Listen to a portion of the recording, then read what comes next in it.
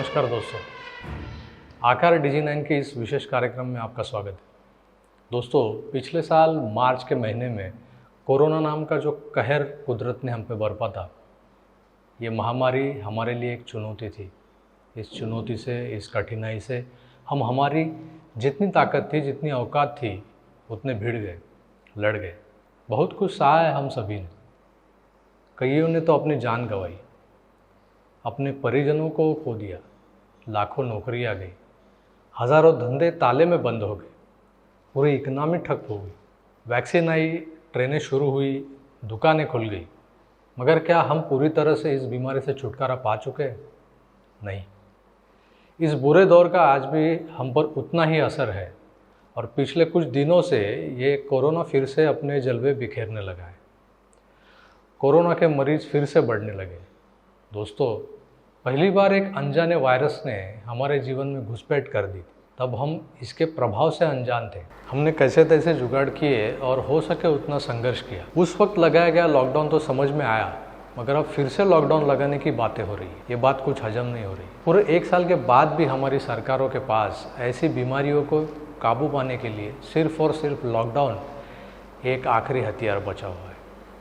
ये बात भी हजम नहीं होती। लॉकडाउन ने जिस तरह से हमारी और हमारे इकोनॉमी की कमर तोड़ रखी है, इसे देखते हुए अब फिर से लॉकडाउन की बातें सुनकर अच्छों की दिल की धड़कनें रुकने लगती है। मगर ये नौबत यहाँ तक क्यों आ रही है? फिर से लॉकडाउन करने के लिए सरकार मजबूर क्यों हो रही है? इस खस्ते हालातों के लिए और कोई नहीं, हम ही जिम्मेदार। हम में से कई ऐसे खतरों के खिलाड़ी हैं जिनको अपनी जानें तो प्यारी नहीं है, बल्कि ये खतरों के खिलाड़ी साथ में कई औरों की भी जान लेके रहेंगे। इस बात पे एक मशहूर शेर याद आ गया। क्या कहते हैं? हम तो डूबे ही हैं सनम, तुम्हें भी ले डूबेंगे। कुछ इस तरह का अंदाज पाले हुए ये जो लोग हैं, जो सरकार ने, WHO ने बताए नियमों की सरेआम धज्जियां उड़ाते हुए दिखाई देते हैं, अब इनको समझाए कौन? सरकार, मुख्यमंत्री या पुलिस कमिश्नर आपके घर आके, आपके हाथ जोड़ के आपसे विनती तो नहीं करेंगे ना कि भाई सुधर जाओ।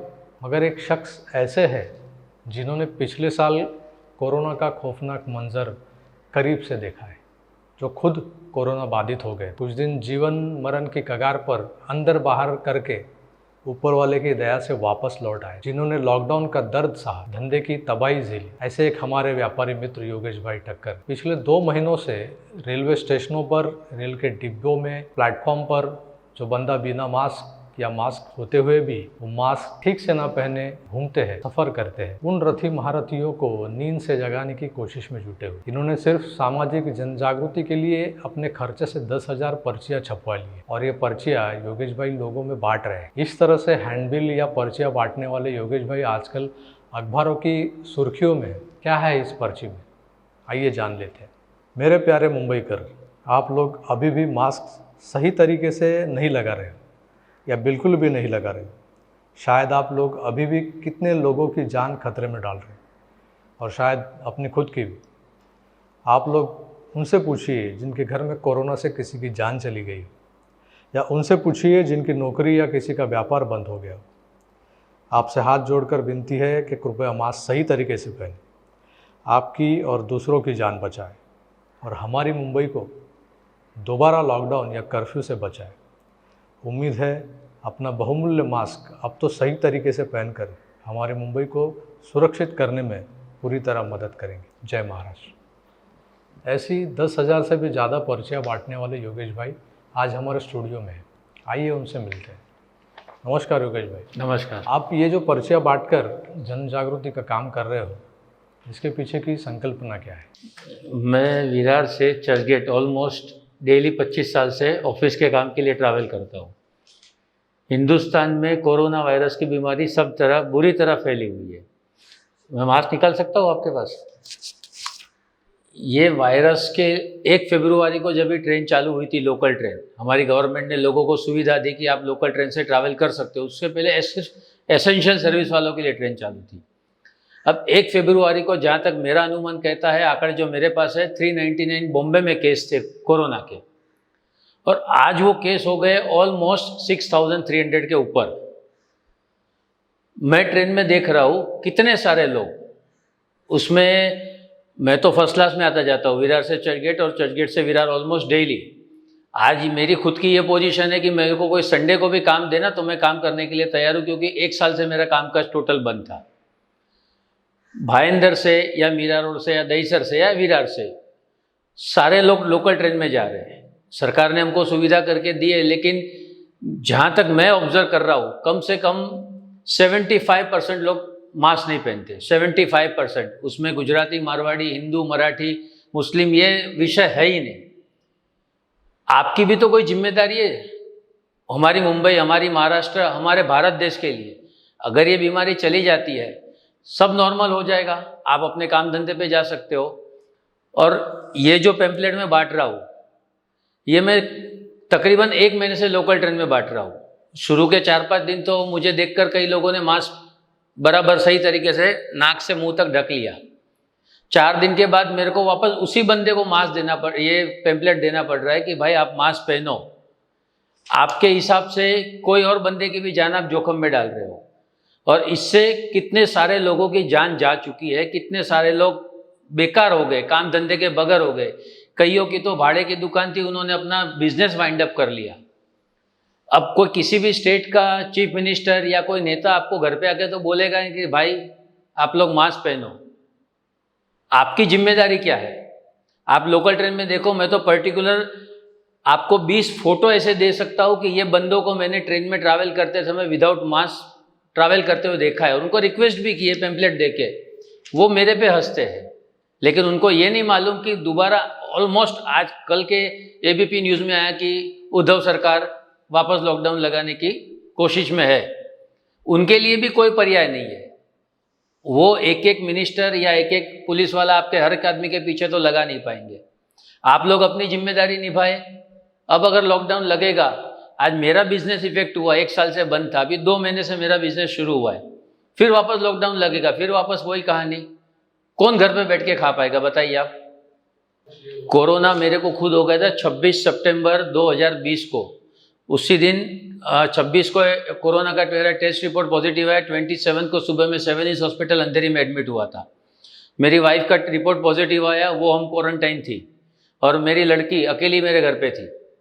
तो आज अगर ये जब खुदा न खास्ता मेरे को कुछ हो जाता तो मेरी फैमिली का क्या होता? आप अपनी जिम्मेदारी निभाओ। सरकार ने आपको सारी सुविधा दे रखी, मंदिर खोल दिए, होटल्स खोल दिए, जिम खोल दिए, थिएटर खोल दिए, चौपाटी खोल दिए, लेकिन आपको सोशल डिस्टेंसिंग मेंटेन, ठीक है, ट्रेन में आप नहीं कर सकते हो। कई जगह प्लेटफॉर्म पे आप चिपक के खड़े रहते हो, जबकि प्लेटफॉर्म पे काफ़ी सारी जगह उपलब्ध है जहाँ आप सुकून से 1 मीटर डिस्टेंस रख के खड़े रह सकते हो।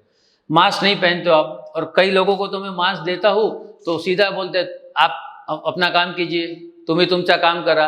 अरे मैं मेरा ही काम कर रहा हूँ, आपको समझा रहा हूँ। जब तक आपको कोरोना नहीं होगा या आपके घर में से किसी की डेथ या आपको इफेक्ट नहीं होगा, तब तक आप मास्क पहनोगे नहीं। भाईंदर से लोकल ट्रेन में किसी भी टाइम आप चले जाओ, किसी भी समय, दोपहर को, सुबह, रात को, ये लोग मास्क पहनते ही नहीं है। पर्टिकुलर इसमें व्यापारी, आज ये जो अभी कोरोना फैल रहा है वो सोसाइटियों में धीरे धीरे फैलना शुरू हुआ है। झोपड़पट्टी से तो निकल चुका है। आज धारावी में अगर 30-40 केस है तो उसका मतलब ये नहीं कि धारावी से कोरोना जा चुका है, लेकिन वो स्प्रेड हो रहा है मिडिल क्लास और फर्स्ट क्लास में या सेकंड क्लास में। सेकंड क्लास में तो काफ़ी हद तक मैं बोलता हूँ 95% लोग मास्क नहीं पहनते। फर्स्ट क्लास में आप पढ़े लिखे हो, आप ब्लूटूथ से गाना सुन रहे हो, मोबाइल देख रहे हो, सब कुछ कर रहे हो, लेकिन आपको ये नहीं मालूम कि मेरे सामने वाला बंदे ने मास्क पहना है तो मैं भी मास्क पहन के अपनी जिम्मेदारी पूरी तरह निभाऊँ। आज अगर लॉकडाउन लगा, फिर वापस सबका बिजनेस ठप हो जाएगा, कितने लोग मरेंगे? आप उनको जाके पूछिए कि जिनके घर में किसी की मृत्यु हो गई हो कोरोना से, किसी का बिजनेस, किसी की जॉब चली गई हो, सबके पास 1 साल या 6 महीना घर पे बैठ के पैसा इतना नहीं होता कि वो गुजारा चला सके। कोई भी गवर्नमेंट हो, आप अपनी जिम्मेदारी निभाओगे, उसके बाद आप किसी भी गवर्नमेंट के ऊपर ब्लेम कर सकते हो। आपके इस प्रयास के बाद भी लोगों में, उनकी आदतों में बदलाव आता हुआ नज़र तो नहीं आ रहा है, क्या कहेंगे आप इन लोगों को? अभी भी मैं लोगों से रिक्वेस्ट करता हूँ, कोरोना को गंभीरता से लीजिए। इससे अगर और केस बढ़ेंगे भारत में तो मृत्यु दर भी बढ़ सकता है, लॉकडाउन का पीरियड भी बढ़ सकता है, और आपके काम धंधे को, आपके फैमिली को, या आप कहीं जॉब भी करते हो तो आपकी जॉब भी जा सकती है। आप कैसे गुजारा करेंगे बताइए आप? और मेरा खुद का एक दोस्त है जो मरी लाइन्स में विठलवाड़ी में कामकाज करता था। वो दोस्त और उसके मिसेस दोनों एक्सपायर हो गए कोरोना में, जून और जुलाई महीने के नियर बाय। उनके 2 बच्चे हैं, अब उनका क्या होगा?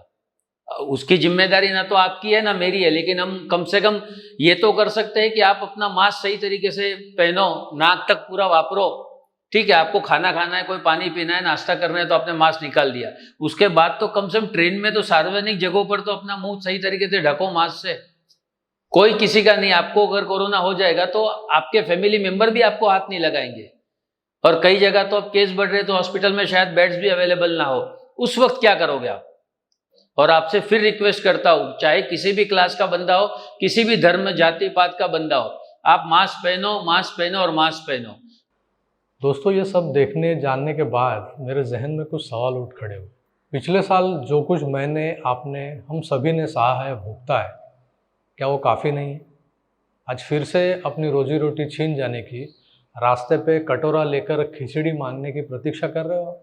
ज़रा सोचो दोस्तों, साल भर लॉकडाउन रहा, हमने कमाया कुछ भी नहीं, बल्कि जो जमा पूंजी थी वो भी गंवा दी। आज हमारी जेबें खाली है, मगर सरकार ने सारे टैक्स वसूले, बैंकों ने इंटरेस्ट लगा के EMI वसूले, बिजली विभाग ने लंबे चौड़े लाइट बिल भेजे, ना भरने पर मीटर काटे, अस्पतालों ने तो जो भर्ती हुआ उसे निचोड़ के नंगा कर दिया। समझो आज फिर से हम उसी स्थितियों में जाने की कगार पर हैं। हमारी ही गलतियों की वजह से क्या हम फिर से लॉकडाउन की खाई में ढकेल दिए जाएंगे? अगर फिर से लॉकडाउन लगा तो क्या हम उसे झेल पाएंगे? आप ही सोचिए। तब तक मास्क पहने रहिए, सोशल डिस्टेंस बनाए रहिए, सुरक्षित रहिए।